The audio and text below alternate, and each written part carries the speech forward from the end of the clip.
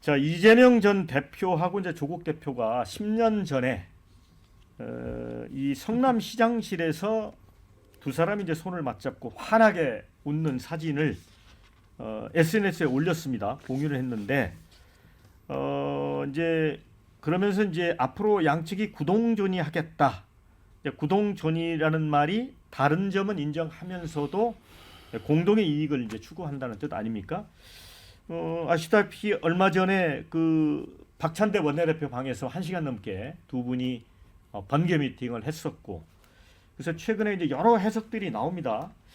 이게 이제 조국 혁신당이 지금 국회법상 20석으로 돼 있는 원내 교섭단체 구성 요건을 10석 이하로 낮추는 과정에서 이제 이재명 전 대표의 이제 도움이 필요하고 민주당의 도움이 필요하기 때문에 그런 측면, 또 한 가지는 또 그런 분석도 있는 것 같습니다. 지금 대통령이 지금 오늘 이제 관련 법들이 통과되면 6건 추가적으로 이제 제2요구권을 행사를 할 거고, 그러면서 이제 특검도 밀어붙이고 탄핵에 어떤 그 시동을 걸긴 했는데 뭔가 성과가 나오지 않으면서 야당의 지지층들이 상당히 좀 뭐랄까요, 심리적으로 불편함을 느끼는 그런 부분에 대한 어떤 방어책이랄까요? 여러 해석이 나오는데 어떻게 보십니까, 허준석 대변인은? 이재명 조국 그 두 분이 이제 구동존의라고 하는데, 예. 구동에 이제 같은 것을 구한다라는 것은 윤석열 대통령 탄핵 같은 것을 구하는 거죠. 이제 그 단계를 넘어서게 되면은 존이 서로 다른데 서로 다르게 존재하는데, 그것을 이제 두 분이 다 이제 대권을 노린다. 예. 그 점이겠습니다. 근데 제가 보기에는 존이 단계까지 넘어가지를 못할 겁니다. 왜냐하면 구동의 목표를 이룰 수가 없거든요. 지금 뭐 탄핵 청문회 한다고 하는데 뭐 세상을 다 뭐 떠들썩하게 할 것처럼 처음에는 했지만 그 다음엔 지금 했는지 안 했는지도 국민들이 모르게 그냥 지나가 버리고 있습니다. 왜 이러냐? 전 두 가지라고 보는데요. 첫 번째는 탄핵할 만한 정도의 국민들을 납득시킬 사유가 없는데 하겠다고 하니까 이렇게 되는 겁니다. 두 번째는 민주당의 지지율조차도 지금 20%대를 좀처럼 넘어서지 못하고 있습니다. 20%대 지지율을 받는 정당이 어떤 동력으로 탄핵을 할 수가 있겠습니까? 그러니까 안 되는 그 목표를 두 사람이 지금 공유하고 있는 것이죠. 저는 만약에 두 번째 단계로 만에 하나 넘어간다고 하더라도 이재명 대표의 지금까지의 정치사는 한마디로 말하면 정적 제거의 역사입니다.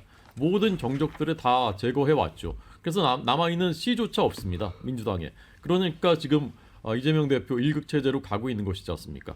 과연 이 두 분이 어떤 야권에서 좋은 일을 할 수 있는, 서로 뭐 조화되고 협력할 수 있는가? 그럴 가능성은 이재명 대표의 캐릭터로 봤을 때 저는 없다고 생각합니다. 네.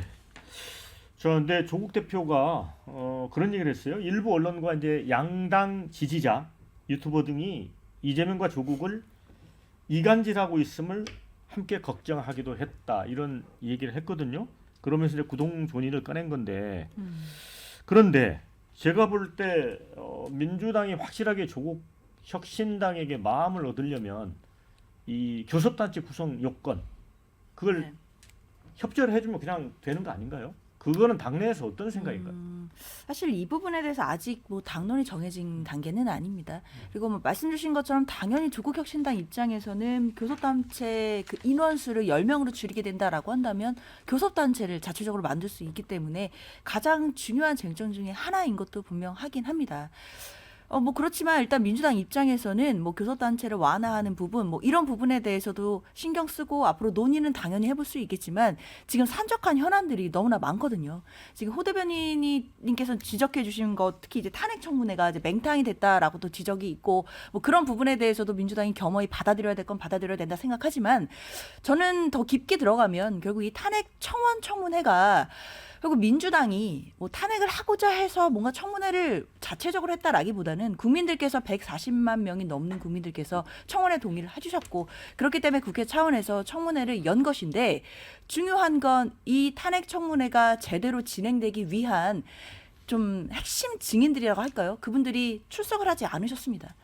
뭐 김건희 여사라든지 그리고 김건희 여사의 모친이라든지 그리고 관련된 부분 또 이원석 총장이라든지 핵심 증인들이 나오지 않았기 때문에 맹탕이 될 수밖에 없었다라는 점은 분명히 지적을 해야 될 것 같고요. 그런 부분에서 앞으로 이 윤석열 정부가 또 실정을 하고 있고 또 실기를 하고 있는 부분들이 분명히 있는데 지금 총선 이후에도 국정 기조가 제대로 전환되지 않고 있다라고 보는 것이 야당의 시각이기 때문에요. 당연히 조국혁신당과 민주당이 건강한 긴장 관계에서 함께 힘을 합쳐서 이 정권을 대항하고 또 심판에 나갈 부분에 대해서는 한 목소리 낼 거라고 생각하고 이런 부분에 있어서 뭐 일부의 세력들이 뭐 이관질을 시키거나 뭐 이런 부분들은 저는 별로 통용되지는 않을 것 같다 이렇게 생각됩니다. 네, 조국 대표가 이야기한 이 구동존이 관련해서 여러 의견이 올라왔습니다. 자, 민주당은 탄핵 정권 심판에서 조국혁신당이 앞서 깃발 들어주니 좋겠지만 교섭단체 완화에 주긴 싫을 것 같다. 싫을 것 같다. 이런 의견 주셨고요. 이재명은 조국을 품어야 새 하늘을 열 수 있다. 이게 이제 정권 교체를 의미하는 것 같습니다. 이재명과 조국은 작은 차이보다 같음을 찾아 연대하면 좋겠습니다. 이런 의견 주셨습니다. 이 구동존이 의원님 이게 가능할까요? 글쎄요, 뭐 전술적으로는 뭐 그렇게 하겠죠. 또 이재명 대표나 민주당으로서는 제1야당이 쉽게 하기 어려운 얘기를 이 조국혁신당이 앞장서 해주는 그 선명성을 내걸고 그게 이제 도움이 된다 이렇게 생각을 할 거고요. 대표적으로 이제 한동훈 특검법 같은 게 그런 거지 않습니까? 민주당은 사실 당론으로 저 결정 못한다고 봐요.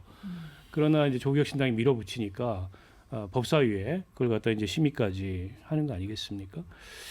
마찬가지로 이제 조국혁신당은 현실적인 힘의 한계가 있고 어떻게 보면은 민주당 그늘에서 지난번 총선에 정당 득표율 일정을 획득해서 의석 12석을 만든 건데 당분간 그게 필요한 거죠. 때문에 전술적으로는 일정 기간 유지가 될 거다. 근데 이제 두 사람이 여러 지금 허들을 넘어서 대선 길목에서 경쟁자로 만난다면 그때는 좀 달라질 가능성이 있겠죠.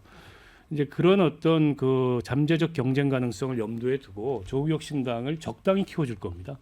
아주 키워주진 않고 적당히 키워줄 거고 민주당은 과거에 이제 진보정당, 뭐 정의당이나 과거에 민주노동당도 그런 방식으로 관리를 해왔어요. 그런 정도의 관계 설정을 할 거라고 보고 교섭단체 절대 안 만들어주지요.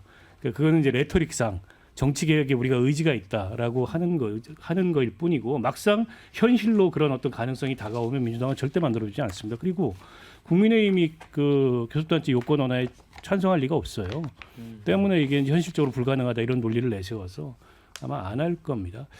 근데 이제 두 분 다 공익 사법 리스크를 안고 있고 그게 이제 각 당에 드리워진 큰 위험이고 또 각자로 봤을 때는 대선 경쟁에 나설 수 있을까 이런 게 의문시되는 상황이어서 상황을 좀 더 지켜봐야 될 것 같습니다. 네.